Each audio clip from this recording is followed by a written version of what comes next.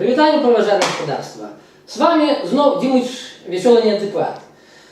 И сегодня я хочу поговорить на криху серьезную тему. И я буду говорить не один, а со своим сябром Владимиром Русаковичем. Привітання. До речі, Владимир пише артикули для Википедии. А як ти дошел до того, что стал артикулы писать? Ну, меня запросил, скажем так, у белорусскую Ташкевич на Википедию, напевно, больш организованном выгляде Роман Потапчук, але я почал писать с 2010 года, коли покинул уже на той час утворенную такую меркановскую официальную версию. Ага. И уже написал 850 артикулов. О, то есть ты человек досвідчений. Ну, пока что еще не входжу у клуб 10-годовых википедистов. Ну, все напереди. Ну что ж, добре. Значит, як кажуть, ти, як досвідчений чоловік, зможеш вполне добре розказати, що таке Слуцький збройний чин.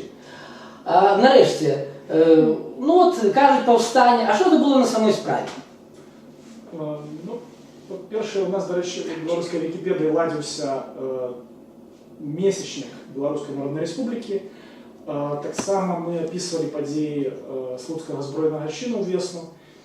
И, до речі, особисто я написал артикул про перший Слуцкий полк, тому могу больше, скажем, розповісти именно про это основное боевое звучение войск Белорусской Народной Республики. Ну, буде цікаво. А чому вообще почалося це повстання? От в чому була причина, по-твоєму? Ну, по-перше, это была спроба обороны белорусской державности після того, як довелося відступати со столиці, з Менску.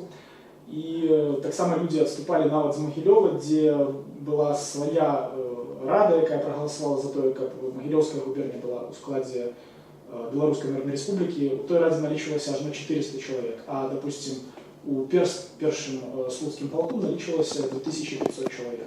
Тобто це паралельно, як сказати, розуміти, яка була підтримка, вона була значно більш ширейша, ніж то повстання, яке навіть було. Тобто підтримка білоруської державності у білоруському громадстві. То есть самі білоруси созрели, що вони хочуть, щоб їх була своя держава, так?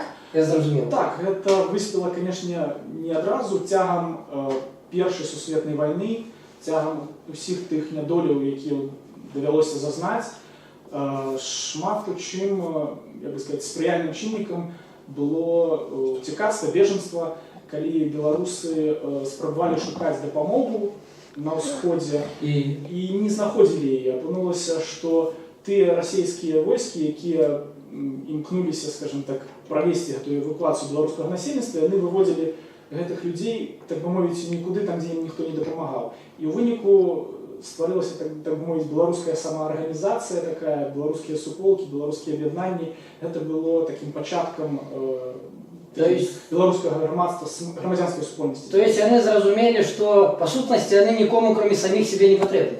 Ну, нарешті вони зрозуміли, що вони потрібні самим собі, бо справді, як сказати, люди почали справді не просто зватися, але усвідомляти себе, як сказати, як супольністю і територіальної, і, можливо, держави. Тобто спочатку, коли були потребування просто самокерування, то были навіть не почуті навіть гэтыя патрабаванні, і люди зрозумели, що єдиний вихід – це шукати менавіта незалежності. Бо да, нема признання як беженців, нема признання як супольності, нема признання самокерування. То есть ви ніхто? Ну, так би мовити, так. І причому це вже заходило не тільки від російського царського ураду, тобто навіть після російської революції не вдалося досягнути такого вот самокерування. Так, а эти 2500 человек, ты кажешь, они отступали, то есть это все былые войсковцы? Не, насамрэч, большасць гэтых людей, гэта былі мясцовыя менавіта жыхары. Селяне, что ли?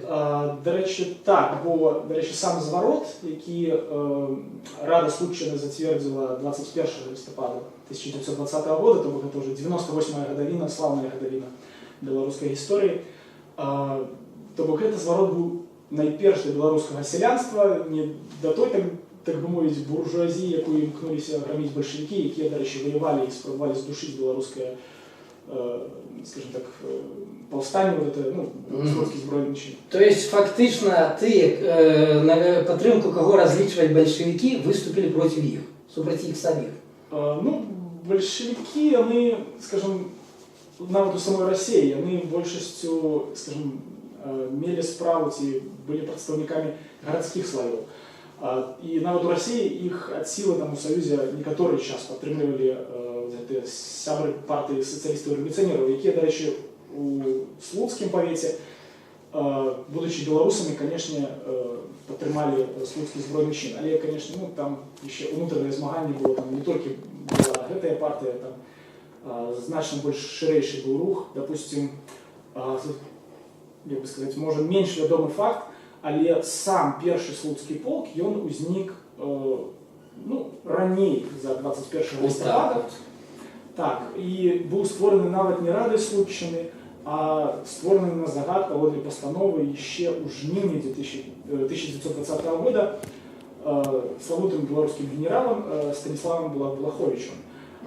Ён призначил капитана Антона Самусевича и выдал ему 30 тысяч польских марок на створение першего Слуцкого полка. И капитан Самусевич годно виконав эту справу. Десь уже у вересні, до кастричника, ему удалось якраз сформувати цей перший Слуцький полк, тому уже тоді налічувалося 1500 чоловік, з білоруських селян в основному.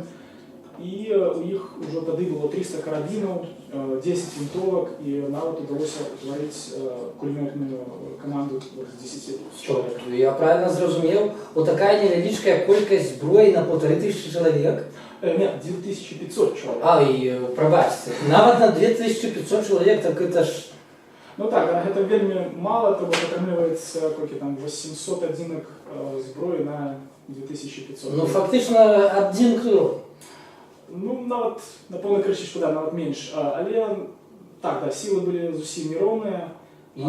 Тим більше, що з російського боку притягувалися військові злучення одразу двох дивізій, наскільки пам'ятаю, 8 і 17. І коли, власне, етнічним російцям, яких притягнули, як воювати супроти Слуцького збройного чину, не то, що нам не вдалося розгромити це повстання, до речі, Слуцчаки, перший Слуцький полк і, до речі, і другий Семержівський полк, це було два полки у складі Слуцької бригади, і вони наступали поспіхово. В таких умовах вони ще й наступали? Так, хоч їм, до речі, з большевицького боку, з російського боку, було притягнуто навіть 6 бронетягників, і не глядячи на відсутність навіть всілякої артилерії, при тому, що, до речі, вдалося навіть захопити снаряди, але не було, як сказати, з чого їх, скажімо так, фактично вони були без користі. Так, то вдалося навіть дойти до Бобруйського повіту. Тобто Слуцька бригада, вона насамперед виконала свою задачу. І вже 30 листопада був визволений практично, тобто 27 листопада почався Слуцький збройний чин. Це саме перше бої сутні? Так, до речі, вельми поспіхово почався. І почалися збройні дії на території сучасного Копильського району. Білоруський блок тоді поніс страти, один жовнір загинув по прозвищу Володському, як я пам'ятаю. Але з російського боку загинуло там одразу 3 жовніри, ще 3 були поранені, один трапив у полон. І вельми поспіхово діянічали, наскільки я пам'ятаю, там було 9 ротових було, тобто перший Слуцький полк складався з 3 батальйонів. Ось, да, до речі, перший Слуцький полк означалювався Павлом Чайком. Це був підполковник, який замінив, до речі, капітана Самусевича на загад Ради Случчини, якраз по потребуванні сябров цієї партії соціалістів-революціонерів, тобто їм хотілося бачити іншого чоловіка. Ось, і у виніку вдалося дойти до Бобруйського повіта, визволити вёску Визна на сході, і російські війська вони здолели спинити наступ Слуцької бригади тільки на подступах, може не на подступах до Бобруйська, але у Бобруйському повіті. Ось, і, да, причин притягнути, я ж кажу, були сили одразу 2 дивізій, і вже були притягнуті навіть не етнічні російці, бо російці вони бачили, яким були большевики. Притягувалися люди, які часто навіть не володали російською мовою. Це були, в першу чергу, китайці, аж на сходу так звана Омська дивізія. І етнічныя латышы, то бок каб у іх не было магчымасці, скажем так, мець стасункі, размаўляць з паўстанцамі, да, не ўспрымаць агітацыю. Так, а что, еще и агитация какая-то была? Ну так, бо зброя была не адзінай такой прыладай перамогі слуцкага збройнага чыну, по той причине, што паўстанцы, так, ваяры Беларускай Народнай Рэспублікі спачатку бралі гэтых чырвонаармейцаў у палон, потым іх вельмі хутка адпускалі, дарэчы, на загад падпалкоўніка Павла Чайкі. І назад, калі яны вярталіся, гэтае кола людзей, гэтых расійскіх чырвонаармейцаў, якія станавіліся ў выніку дэзертырамі, яно поўнілася, і вот расійскім бальшавікам давялося прыцягваць нават іншых этнічных людзей, каб тыя не мелі магчымасці мець стасункі, вот, скажем, просто не ведаючы, супраць каго яны ваююць, ішлі наперад. Да, уражвае, я б сказаў, пры такой перавазе расейцаў і так паспяхова ваяваць, ну, это вельмі нават уражвае. Так, мне вот цікава яшчэ такое пытанне. Вот, ты кажаш, што акрамя вайскоўцаў былі і сяляне, нават пераважна сяляне. І што, вот просто ідэя іх рухала? Якія ў іх былі падставы вообще, што яны уступалі? Яны ж разумелі, што іх просто пазабіваюць. Канешне, але ўжо тады, калі, ну, як вядома, падчас грамадзянскай вайны ў Расіі, то бок расейцы забівалі з такой лютасцю расейцаў, так, быў і чырвоны тэрор, і белы тэрор, то бок людзі ведалі, што бальшавікі, расейцы чынілі на ўсходзе Беларусі, так, то бок не просто так, допустим, тая ж самая, ну, скажем, беларуская супольнасць нават у Магілёве набрала 400 чалавек, вот яны прагаласавалі за ўваход в Магілёўскай губерні ў склад ДНР. Это штосьці таксама значыць. То бок яны ведалі, што ім пагражае ў выніку вот гэтага чырвонага тэрору, што іх забяруць іх жывёлу, іх землю, іх пазбавяць просто, ну, такіх правоў, нават якія ў іх былі даўней. То бок нават уласнасці, там, годнасці. І ніхто, дарэчы, не абяцаў ніякай дзяржаўнасці самакіравання нават сярод бальшавікоў. Просто, калі, як вядома, была абвешчана заходняя камуна. То есть, прасцей кажучы, людзі разумелі, што іх фактычна ці то хутка, ці то медленно, но знішчаць. Но паміраць ад голода это можа нават хутчэй, чым ад пулі ў галаву. Ну так, будучыня, скажем так...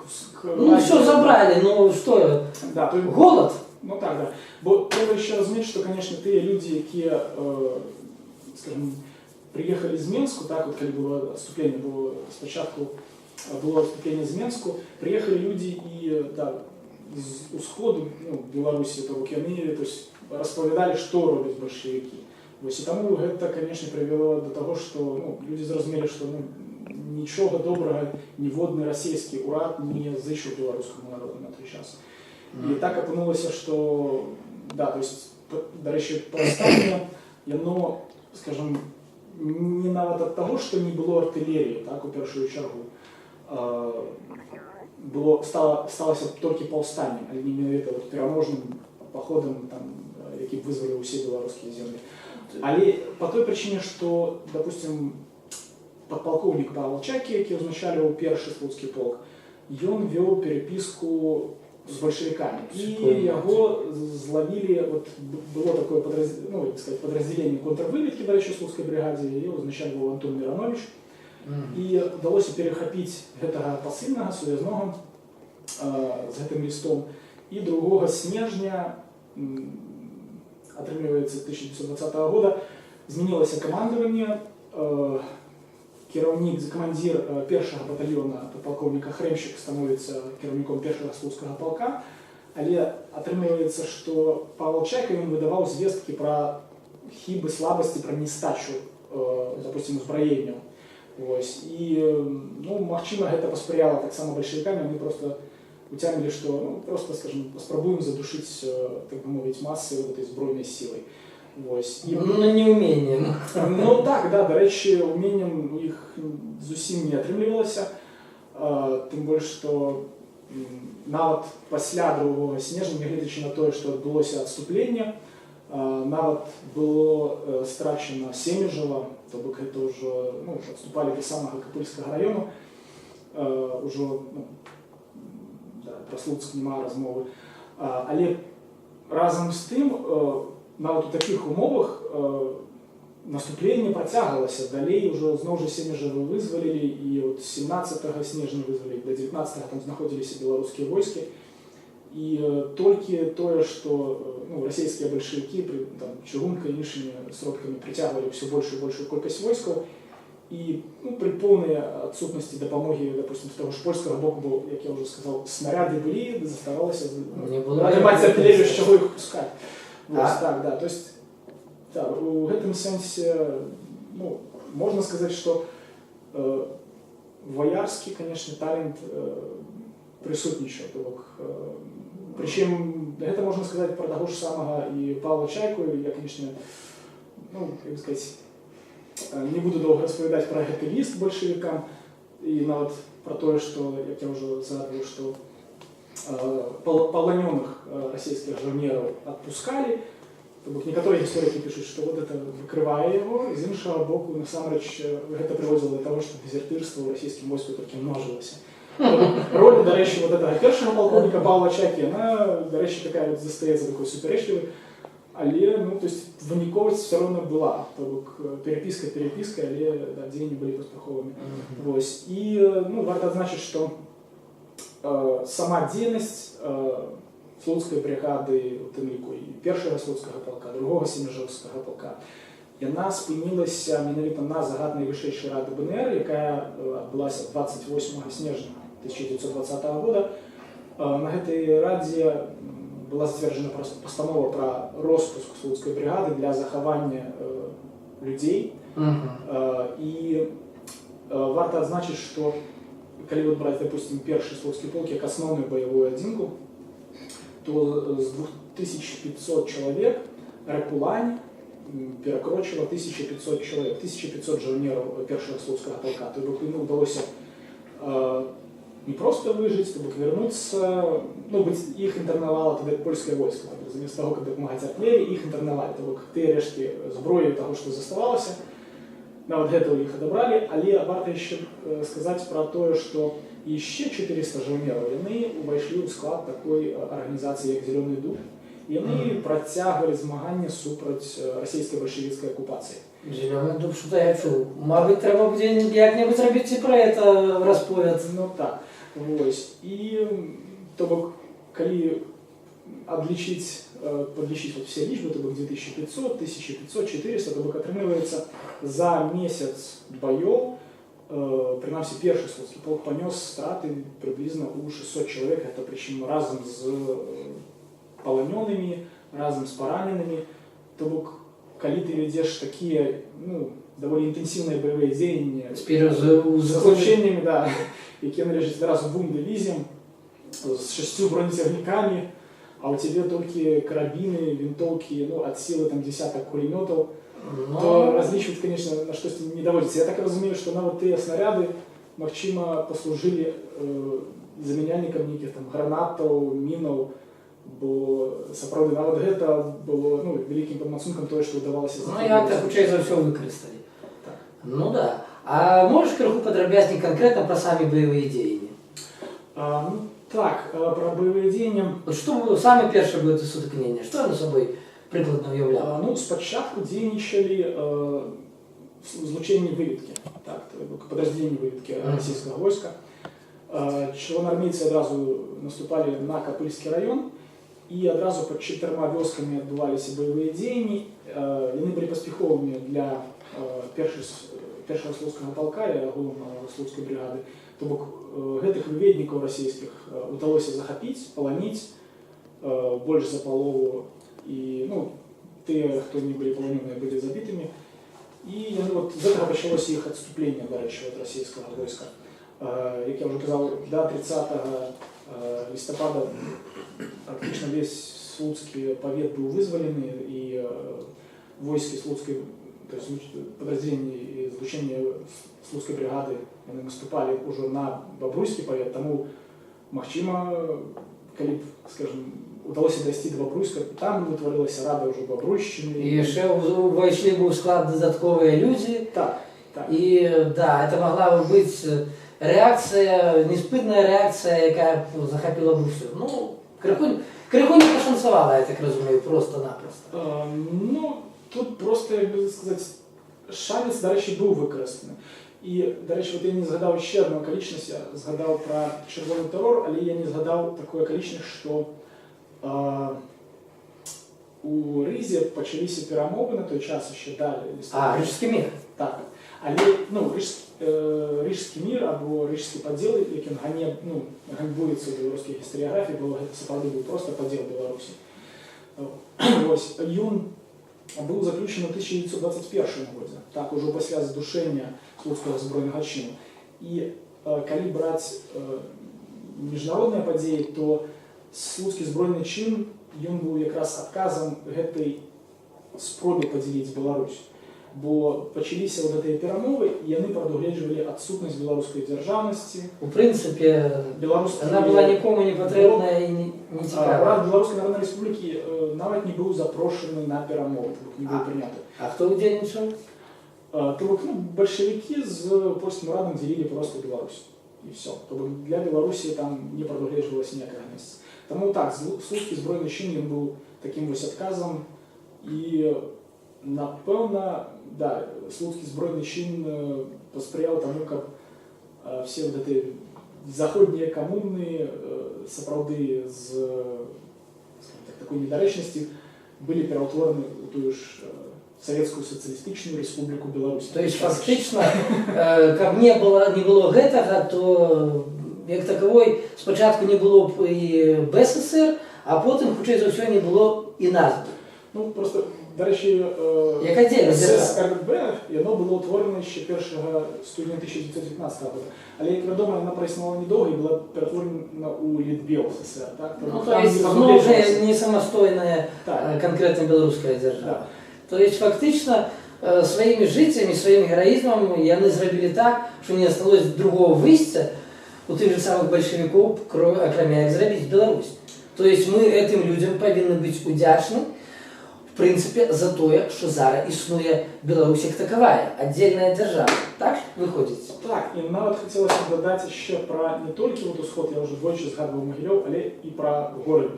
Тому що це була огульна білоруська справа. То есть і всі удільничали? Так, з Городні, тому ж основному бойовому злученню Слуцької бригади, першому польському полку, з Городні дослали стяг.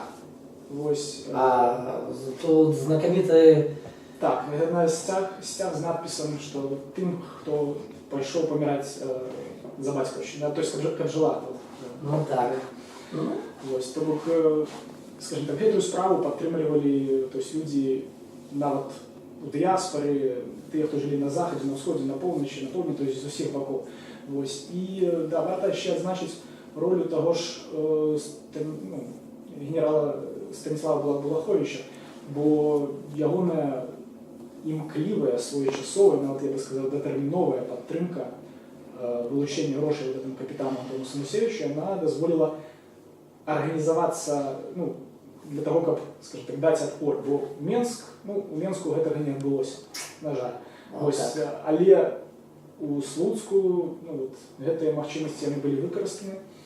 І варто адзначыць, што так, пазней еще были разыходжанні паміж этой партыяй сацыялістаў і рэвалюцыянераў і Станіславом Балаховичем.